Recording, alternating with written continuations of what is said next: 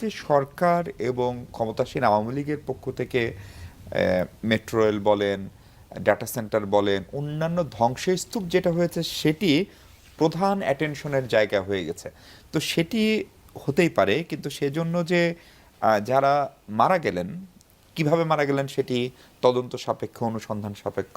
কিন্তু প্রচলিত ধারণা হচ্ছে বেশিরভাগই মারা গিয়েছেন কোনো না কোনোভাবে সরকারি বা রাষ্ট্রীয় কোনো বাহিনীর গুলিতে। তাদের জন্য শোক প্রকাশ আগে না করে সম্পদের জন্য শোক প্রকাশ, মানে সম্পদ আগে না মানুষ আগে, এটি নিয়ে প্রচণ্ড সমালোচনা হচ্ছে। আওয়ামী লীগও তো একটা জনগণের মাঝ থেকে গড়ে ওঠা দল, সে আওয়ামী লীগের, এবং এর ভিতরে পুলিশ রয়েছেন, আওয়ামী লীগের নেতাকর্মীও থাকতে পারেন, সাংবাদিক আছেন। ফলে সেই মৃত্যুর বিষয়টাকে কি আমরা একটু হালকা করে দেখছি ক্ষমতাসীনরা? একেবারে শুরুতেই যেটাকে বলে বাউন্স বল, জি, আপনি বাউন্স ঠুকে দিলেন যে আমি অত ভালো ব্যাটসম্যান না। তারপরেও আমি বলি আপনাকে, আপনি কয়েকটি বাক্য গঠনে অসতর্কভাবে হোক, যেভাবে হোক, আপনি ও শব্দ ব্যবহার করেছেন। আওয়ামী লীগও জনগণের দল। ৭৬ বছরের যে দলটি জি, পদার্পণ করেছে, তার জন্ম ইতিহাস থেকে শুরু করে এ পর্যন্ত তার জন্মসূত্রে পাওয়া যে সংগ্রামী চেতনা, তার যে মানুষের সাথে যে সম্পর্কের জায়গাটি, এটা থেকে সে কখনোই বিচ্যুত হয়নি। অতএব আমি ধরেই নেব যে আপনি অসতর্কভাবে ও শব্দটি ও ব্যবহার করেছেন। এবং এই যে আজকের প্রধানমন্ত্রী শেখ হাসিনার তার যে ৪২-৪৩ বছরের ধরে পথ চলা, সেটা শুধু মানুষেরই জন্যে। তিনি ৬ বছর নির্বাসিত জীবন শেষ করে বাংলাদেশে এসেছিলেন জীবনের ঝুঁকি নিয়ে, এবং নিউজিক পত্রিকা তার সাক্ষাৎকার দিয়েছিল তিনি আসার মাত্র ৫ দিন আগে। তাকে জিজ্ঞেস করা হয়েছিল, আপনি এত ঝুঁকি জেনেও বাংলাদেশে যাচ্ছেন কেন? সে বলছে, আমি বঙ্গবন্ধুর কন্যা, তার অসমাপ্ত কাজ করবার দায়িত্ব আমার রয়েছে, আর মহৎ কাজ করতে গেলে ঝুঁকি নিতেই হয়। আমি জানি আমার জীবন ঝুঁকিপূর্ণ। কতবার তিনি জীবনের মৃত্যুর মুখোমুখি ১৯ বার। তা এক্ষেত্রে আপনি দেখবেন যে এই অশুভ শক্তির কবল থেকে রাষ্ট্রকে মুক্ত করবার জন্য তিনি ক্রমাগত তার লড়াই চালিয়ে গেছেন।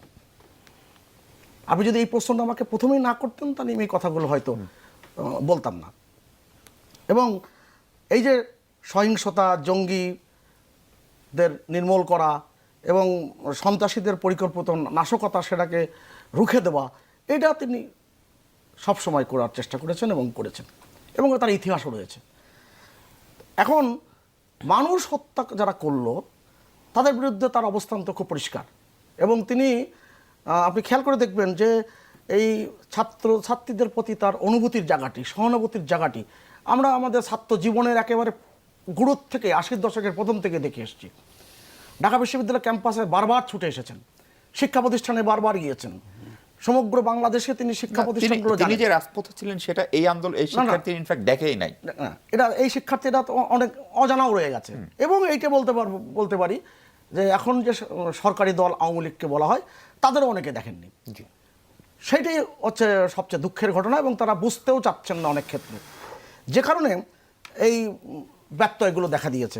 আমি আপনাকে একটু কথা খোলা করে বলি, মাননীয় প্রধানমন্ত্রী ১৭ তারিখে জাতির উদ্দেশ্যে যে ভাষণ দিয়েছিলেন, সেই ভাষণে স্পষ্ট করে বলেছেন, ছাত্ররা নিরাশ হবে না, তারা উচ্চ আদালত থেকে ন্যায় বিচার চাবে। আচ্ছা মিশু, আপনি আমার বলেন, আপনি কিন্তু লেখাপড়ার দিক থেকে কোনো কোনো ক্ষেত্রে আমার চেয়ে অনেক উন্নত, আমি এটা স্বীকার করে নিয়ে বলছি। আপনি আমার বলেন তো, এই দ্বন্দ্বটা শুরু হলো কোথা থেকে? কিসে নিয়ে দ্বন্দ্ব?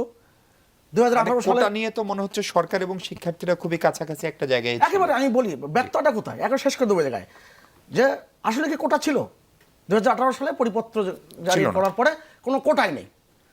তাহলে কোটা নিয়ে এত ঘোটাঘুটি কেন হলো?